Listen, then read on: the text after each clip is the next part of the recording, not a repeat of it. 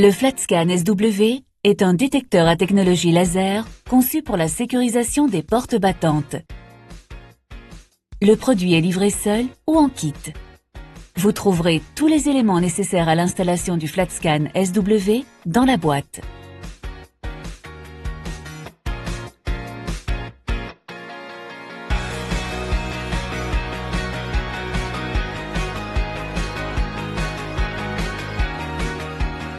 Prenez le FlatScan SW en main et faites glisser la base pour l'enlever. Munissez-vous de la base et posez-la sur la porte. Placez la base de façon à ce que le capteur ne gêne pas le mouvement de la porte, car si le détecteur est mal placé, il risque d'être écrasé lors de l'ouverture. Utilisez la base comme gabarit pour repérer les trous à forer et ajuster sa position grâce aux aides de positionnement. Marquez l'emplacement des trous à forer dans la porte à l'aide d'un crayon. Dans le cas où la porte ne permet pas d'utiliser les trous prévus dans la base, vous pouvez utiliser toute la surface intérieure de la base pour fixer les vis. Retirez la base et préforez les emplacements repérés.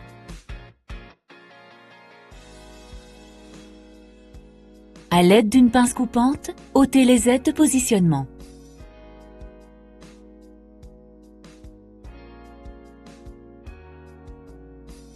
Avec un tournevis PosiDrive, placez les 3 vis pour fixer la base. Répétez les opérations sur chaque côté du ventail. Prenez une foreuse équipée d'une mèche de 10 mm et forez à travers les 2 bases et la porte pour faire passer le câble maître-esclave. Atténuez les bords à l'aide de papier de verre. Prenez le câble maître-esclave et passez-le à travers le trou. Coincez le câble dans l'encoche de la base. Attention, il doit être immobilisé.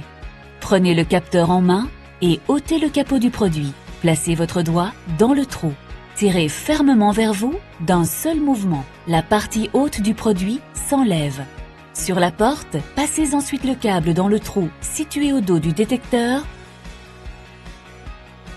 et branchez-le au connecteur noir. Faites passer tous les fils dans l'encoche pour qu'ils ne soient pas pincés par le capot. Fermez le détecteur qui ne sera pas relié à l'opérateur avec le cache-câble. Fixez fermement la vis de verrouillage afin d'éviter que le détecteur bouge avec les mouvements de la porte.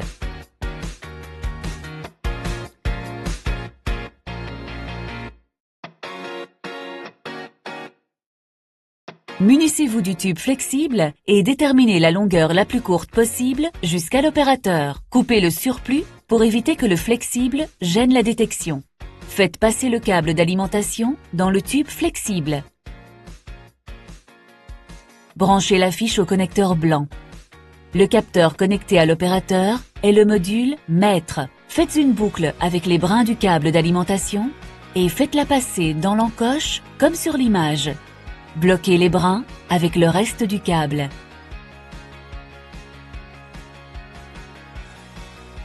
À l'aide du serre-câble, fixez le flexible au bas du détecteur. Serrez fermement les 2 vis pour empêcher tout arrachement du câble. Fixez l'autre côté du flexible à l'aide de l'attache-câble et faites passer le reste du câble d'alimentation vers l'opérateur. Coupez le câble d'alimentation à bonne longueur, dénudez les 8 brins et raccordez-les en suivant le schéma de câblage que vous trouverez dans le manuel. Branchez les fils verts et marrons sur l'alimentation de l'opérateur. Veillez à bien respecter la polarité de manière à avoir le fil vert sur la borne positive et le fil marron sur la borne négative. Raccordez les fils jaunes et blancs à la commande stop de la porte. Raccordez les fils rose et gris à la commande de réouverture de la porte. Connectez les fils rouges et bleus à la borne de test de l'opérateur.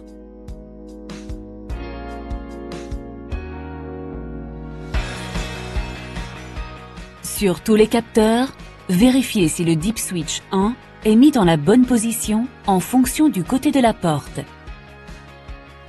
Placez le premier Deep Switch des FlatScan intérieurs sur Off afin d'assurer la fonction de réouverture. Ensuite, vérifiez que le premier Deep Switch des FlatScan extérieurs est sur On pour assurer la fonction Stop de la porte.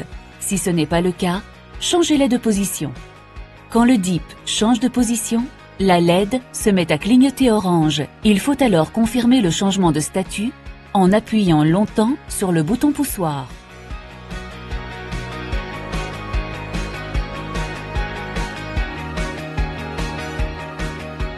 Sur le module maître, passez en mode service avant de lancer l'apprentissage. Attention, pendant le mode service, la sécurisation de la porte est désactivée.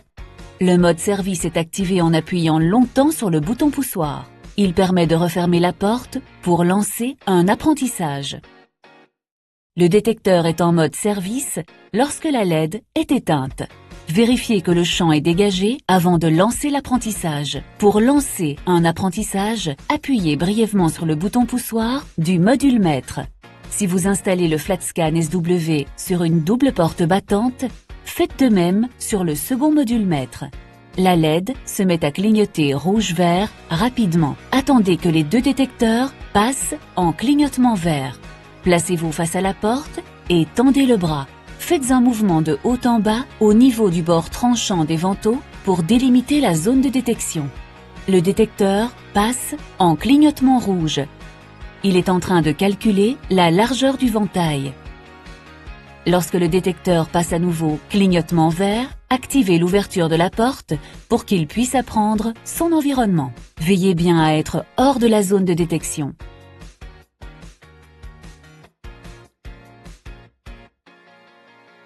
Durant la fermeture de la porte, le détecteur clignote en rouge.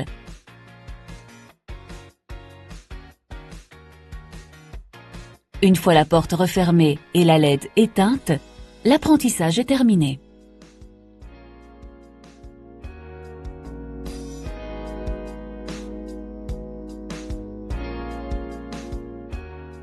Vérifiez le bon positionnement des champs de sécurisation en posant un objet dans le champ de détection.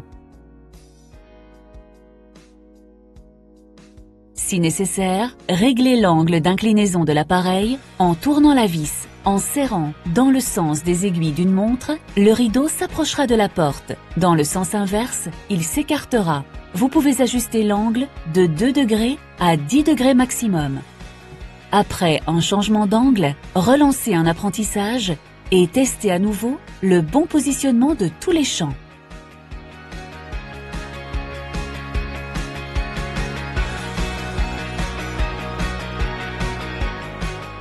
Replacez le capot.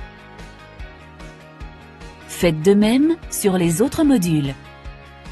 Pour rouvrir le détecteur une fois le capot replacé, passez le tournevis dans l'encoche au bas du détecteur et tirez vers le haut. Votre FlatScan SW est désormais installé. Avant d'installer le FlatScan SW, nous vous conseillons de lire le manuel contenant toutes les explications nécessaires à la bonne installation du produit. Vous y trouverez également des réglages optionnels par télécommande et une aide en cas de fonctionnement incorrect. Conservez toujours le manuel pour référence ultérieure. Nous vous remercions d'avoir écouté notre tutoriel et espérons qu'il vous sera utile. N'hésitez pas à visiter notre site pour toute information complémentaire.